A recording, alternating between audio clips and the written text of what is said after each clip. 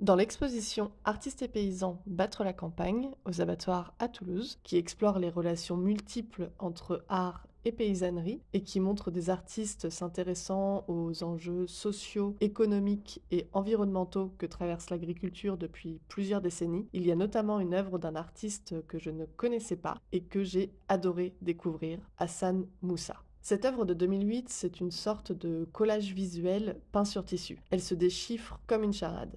D'abord, à l'arrière-plan, il y a cette reproduction des glaneuses, un tableau de 1857 peint par Jean-François Millet, le champion des scènes de paysans au travail, avec quand même souvent une bonne dose de misérabilisme. Ensuite, au premier plan, il y a ces avocats qui rythment la surface de l'œuvre et qui remplacent le blé du tableau original de Millet. Arrivé en Afrique depuis l'Amérique centrale et principalement destiné à être exporté vers l'Occident, l'avocat symbolise un monde agricole globalisé, marqué par l'histoire coloniale. Très gourmand en eau, il ne propose pas vraiment un modèle durable pour développer une agriculture vertueuse en Afrique. Et enfin, entre ces deux plans, il y a ces textes peints avec une typo gothique. Le premier est de l'ethnologue Michel Léris. Il dit « L'on n'est que trop porté à regarder comme heureux un peuple qui nous rend, nous, heureux quand nous le regardons ». Le deuxième est plus récent, il est de Thierry Desmarets, qui était président-directeur de Total quand il a écrit ces mots. Total a un engagement fort et ancien depuis près de 70 ans pour l'Afrique. Implanté dans plus d'une quarantaine de pays africains, le groupe se doit de connaître et comprendre les communautés qu'il accueille et être particulièrement attentif à leurs spécificités culturelles, sociales et économiques. L'Afrique est un continent complexe, multiple, surprenant. C'est par le dialogue, le respect et la compréhension des populations au sein des territoires dans lesquels il opère que Total a pu construire des bases solides et instaurer des relations de confiance. Ce texte est issu de la préface d'un catalogue d'exposition, l'expo Africa Remix, qui a été présentée dans plusieurs villes à travers le monde et notamment au Centre Pompidou à Paris en 2005.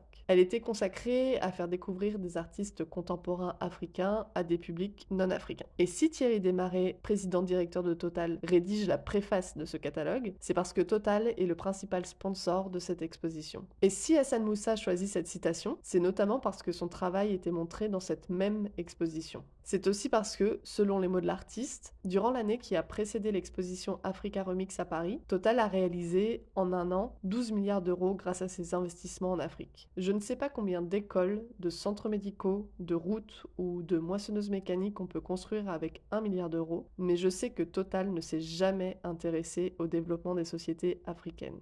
Hassan Moussa met ainsi en regard deux approches déformantes du continent africain. D'un côté, il y a la tendance de l'Occident à regarder des sociétés qu'il considère intactes, le fameux authentique, le plaisir de cette contemplation et le sentiment de perte de valeur si ces sociétés changent ou évoluent. Sachant que durant les 2 derniers siècles, ces changements sont quand même surtout dus à l'Occident, justement. De l'autre côté, il y a l'approche impérialiste qui voit ces territoires et leurs habitants comme des espaces à exploiter. Et le tableau de Millet réunit en fait un peu les deux, avec ces paysannes immuables, éternelles, en train de glaner, c'est-à-dire de ramasser les restes de récolte laissés au sol après le passage des moissonneurs. Hassan Moussa est né au Soudan en 1951. Son œuvre s'intéresse surtout à la complexité des identités africaines, notamment issues du métissage entre des héritages africains et une emprise culturelle et économique occidentale. C'est ces différents niveaux d'imbrication culturelle à la fois locaux et mondialisés qu'il pointe dans son travail.